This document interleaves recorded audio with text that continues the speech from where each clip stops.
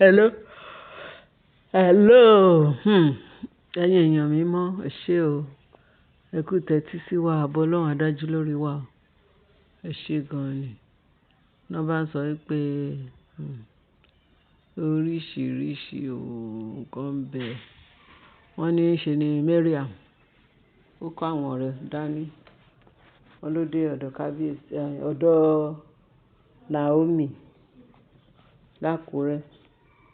Bá ṣe ń sọ̀rọ̀ yìí, wọ́n ló dé Àkúrẹ́. Wọ́n ló dé Àkúrẹ́, nǹkan tá a ṣe gbọ́ ni o. A ṣe ń gbọ́ báyìí báyìí, news yẹn ṣẹ̀ṣẹ̀ ń tàn. Ló ń tàn, ló ń ṣáná wàìwàì lórí íńtánẹ́ẹ̀tì báyìí. Bá ṣe gbọ́ ní Naomi, pé jẹ́jẹ́ ló wà nínú ṣé ń bẹ̀ lákùrẹ́ o. Ni Mariam àtàwọn ọ̀rẹ́ mélòó kan wọ́n dé ààfin. Àwọn dé Àkúrẹ́. Wọ́n ní àwọn wá rí Naomi, pé kí Naomi jọ báwo làwọn wá rí. Wọ́n ní Naomi dẹ̀ ṣílẹ̀kùn. Ó dẹ̀ wọlé. Wọ́n ní bí Naomi ṣe ẹbí kábíyèsí. Wọ́n ní Naomi welcome wọn. Ló bá ní nǹkan tó ṣẹlẹ̀ ni pé àwọn wá bẹ Naomi o, pé kí Naomi jọ. Torí wọ́n ti wo gbogbo bí ilé ayé wọn ṣe rí. Mary ló sọ bẹ́ẹ̀ pé ilé ayé wọn ṣe rí. Ó sọ pé gbogbo nǹkan tó ń ṣe ìgbà ìmọ̀ ni, pé sìn omi tuntun ti rú, ẹja tuntun ti wọ omi. Wọ́n ní ṣe ni Mary continue. Pé torí náà òun fẹ́ kí òun á bẹ Naomi pé kí àwọn máa ṣe bọ́n ṣe ń ṣe. Kí àwọn máa fi kí pé òun ti repent tán. Òun fẹ́ kí Naomi jọ. Òun wo gbogbo everybody pé Naomi nìkan ni ọ̀rọ̀ yìí yẹ láti sọ, láti bá sọ. Pé therefore ọmọ àwọn àwọn ìbejì tó ń bí yìí, pé kí Naomi máa ṣe godmother fún wọn. Pé godmother làwọn fẹ́ kí Naomi kó jẹ́ fún àwọn ọmọ ìbejì yìí. Pé nǹkan tó ń fi wá bẹ́ẹ̀ nìyẹn. Pé kó jọ. Ó gbàgbé bó ṣe lọ. Ó gbàgbé bó ṣe pé bẹ̀tà àwọn wọ̀ tún àwọn wò sí pé kò sẹ́ni tó lè ṣe godmother fún àwọn ìbejì. Torí wọ́n máa bèèrè godmother. Pé ta ni godmother àwọn ọmọ yìí. Kóun lè register orúkọ Naomi. Oríṣiríṣi. Wọ́n ní nǹkan táwọn bá wá nìyẹn o. Wọ́n ní Naomi wá sọ pé ẹ ṣé gan. Ẹ kú làákàyè. Wọ́n ní bí Naomi ṣe wá sọ fún wọn pé nǹkan tó ṣẹlẹ̀ ni pé nǹkan tó fà tẹ́ gbé wá yìí ó ló dà. Pé ṣùgbọ́n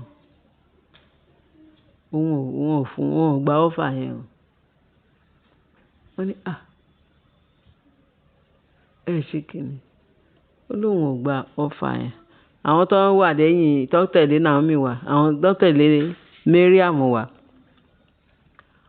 Wọ́n láwọn abẹ́lẹ́jà yẹn. Ẹ máa gbà ni o. Ẹ máa gba offer yẹn o. Pé Naomi ẹ̀yin máa gba offer yẹn nítorí pé ìgbà tí ṣe bí ó ṣàtìrí gbogbo àwọn èèyàn láàfin. Kó tó wá sọ pé ká lọ, ká tẹ̀lé òun lọ ká sọ kankan fún yín pé respect náà fún yín pé ẹ lè mọ̀ pé ó ti tán.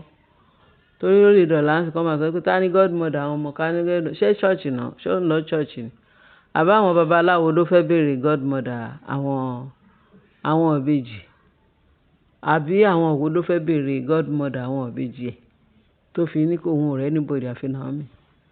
Pé nǹkan tó ṣẹlẹ̀. Wọ́n ní nǹkan tí àwọn abẹ́lẹ́jà yẹn sọ. Wọ́n sọ pé ìbọn rí gbogbo èèyàn kan tó wá ṣe godmother. Èmi mò ń sọ ilé pé ṣé kìí ṣe pé nǹkan míì fẹ́ wọ̀. Tó fi máa sọ fún yín pé kó lọ mú godmother. Kò wá rẹ́ni sọ fún ajẹ́ Naomi. Wọ́n ní ṣe ni Naomi máa sọ fún pé kó má worry. Pé wọ́n á ní kó máa bèèrè question kan lọ́wọ́ Mariam.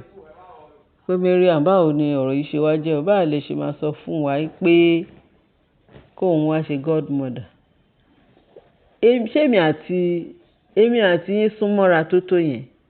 Ó lémi àti yín ò súnmọ́ra tó yẹn. Ẹ mọ̀ nǹkan tó ń jẹ́ godmother ṣá. Tó ti jọ bẹ̀rẹ̀ sí ní sin Ọlọ́run láti kékeré àti láti jẹ́ pé a ti ń wọlé ara wa wọléwọ̀de, a ti ń ro rere síra wa, a ti ń ṣe gbogbo happiness gbogbo everything nípa tiyín nípa tèmi a ti jọ mọ̀.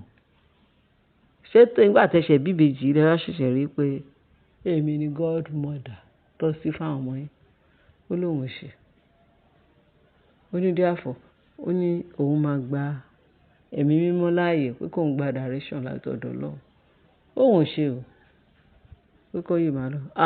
Wọ́n ní ṣe ni Mariam bẹ̀rẹ̀ sí ní kúnlẹ̀ ẹsẹ̀ méjì ló wá ń sun. Wọ́n ló ń sun ẹkún yìí tó sọ pé òun ò rẹ́ anybody o, òun ò ṣe ní kinní kan, òun ò rẹ́ ẹni tóun máa fojú jọ bí kò ṣe Naomi, bí kò ṣe kinní. Ìyẹn ni pẹ̀lúkù ẹ̀. Báwo ló ṣe máa sọ pé mi ṣé bí Ashley nǹkan àwọn tó wà láàfin kan? Ashley tó jẹ́ pé ẹjọ́ ń ṣe wọléwọ̀de ẹ mọ́wọ́ ara yín. Ẹ lọ bá Naomi. Lọ bá Naomi kí Naomi ṣe godmother. Naomi àbí Ashley. Ẹ lọ bá Ashley náà ṣe bẹ́yìn àti Ashley. Wọ́n ní Naomi ló sọ bẹ́ẹ̀ fún sorry jàre. Iṣẹ́ Ashley. Wọ́n ní Naomi òun ló sọ fún Mariam. Lọ bá Ashley náà. Ashley ni ọ̀rẹ́ ẹ̀ náà. Gbogbo àwọn tó wà ńbẹ̀ mo mọ̀ pé àwọn kan tó tún wà ńbẹ̀ tẹ́jọ́ ń ṣe wọléwọ̀de ní ààfin yẹn wọ́n pọ̀. Kò sẹ́ni tí ò lè ṣe godmother. Ẹ choose kan nú àwọn yẹn. Ẹ choose kan nú àwọn tó wà láàfin kan ṣe godmother. Pé tòun ò pòun sọ̀rọ̀ pòun ò dé ṣe. Wọ́n ní inú àwọn abẹ́lé jayán tó ń wá tó tẹ̀lé Mariam. Wọ́n ní madam pé nǹkan tẹ́ fẹ́ sọ fún wa nìyẹn. Tá fi wá látòdìndí kíní wá lọ́hùn pé ká ṣe godmother. Kí ló fi ń ṣèyàn? Kí ló dé tẹ̀lé gba godmother fún àwọn ọmọ ìbejì, àwọn ọmọ kókó, àwọn ọmọ kéré ṣàánú? Wọ́n ní nǹkan tó iná mi wá sọ fún wọn pé ṣé mọ̀ pé ẹ jẹ́ kí òun fi àdúrà ṣe. Tó bá fi àdúrà ṣe tí nǹkan tó Ọlọ́run bá sọ fún òun pé kí ló wà nínú ẹ̀. Àwọn ọmọ kókó àwọn ọmọ mi ni.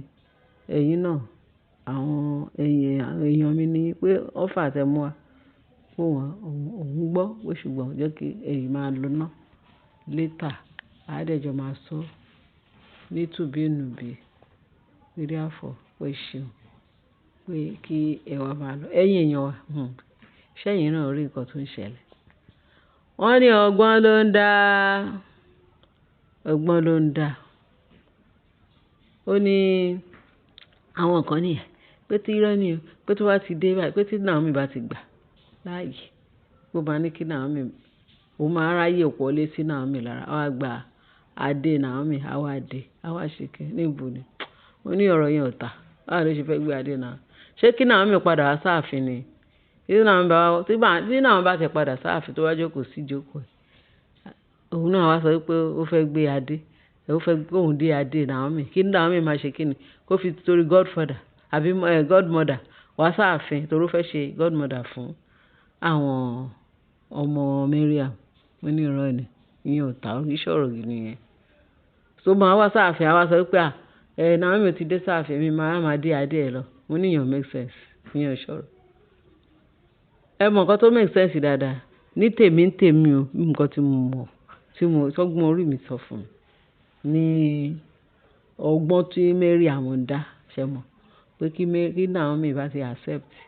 Ó fi pé orí Mariam kú bí tiwọn orí Naomi kú bí tiwọn. So tí tó bá ti gbà ṣe mọ̀ pé tẹ́lẹ̀ wọn wà ní ẹ jẹ́ ká lọ bá tó bá ti bẹ́lẹ́bẹ̀ dìde ó máa gbọ́. Kò ń pẹ́ dáríjì èèyàn ẹ jẹ́ ká lọ bá ó máa ṣe òun gọ́gọ́gọ́ la máa tún fi mú. Ta tún máa fi wọlé sí lára pé ẹ jẹ́ ká lọ bá. Kì í ṣe pé ẹ̀bẹ̀ pé kí Naomi lè máa ṣe rere fún òun àbí kó máa ṣe. Paramẹ́ṣọ̀ pé Naomi wá gbọ́ pé tó wá gbà. Pé bí Naomi bá ṣe ń wọlé báyìí wọ́n á tún wá kó ṣẹ́ sí lára. Wọ́n á bẹ̀rẹ̀ sí ní kó náà wọ̀ pé ìwọ̀kẹ̀.